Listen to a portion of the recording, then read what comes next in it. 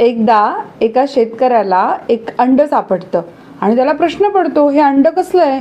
मग तो काय करतो, आपल्या घरी आणतो ते अंड आणि त्याच्या कोंबड्याच्या खुराड्यामध्ये ते अंड ठेवतो. आता कोंबडीनं तिच्या अनेक अंड्यांसोबत त्या अंड्याला पण उभवलेलं असतं. मग त्यातनं पिल्लू बाहेर पडतं. आता हे पिल्लू बाहेर पडतं ते इतर कोंबडीच्या पिल्लांसारखं अनुकरण करायला लागतं, त्यांच्यासारखंच वागायला लागतं, उड्या मारायला लागतं, दाणे चोचीनं टिपायला लागतं. तेवढ्यात काय होतं, वरनं गरुड चाललेला असतो आणि गरुड बघतो हे जमिनीवर काय, हे पिल्लू कसलं आहे, वेगळंच पिल्लू आहे. तो खाली जमिनीवर येतो आणि म्हणतो, अरे तू असं का करतोस, कोंबडीच्या पिल्लासारखा असा का वागतोयस तू? तर ते पिल्लू म्हणतं, अरे च्या, मी माझ्या आईसारखा, माझ्या भावंडांसारखा नाही वागणार, मग कोणासारखं वागणार?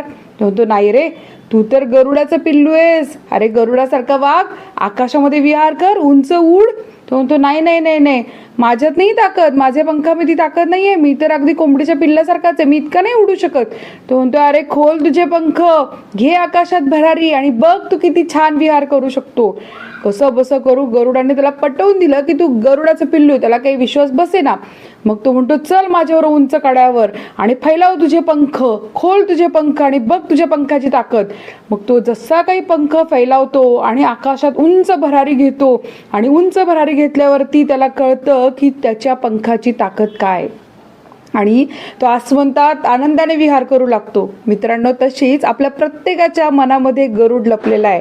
तर आपणही आपले पंख खोलले पाहिजे, आपल्या स्वतःची ताकद अनुभवली पाहिजे आणि बघा तुम्ही तुमच्या क्षेत्रामध्ये कसे उंच विहार कराल.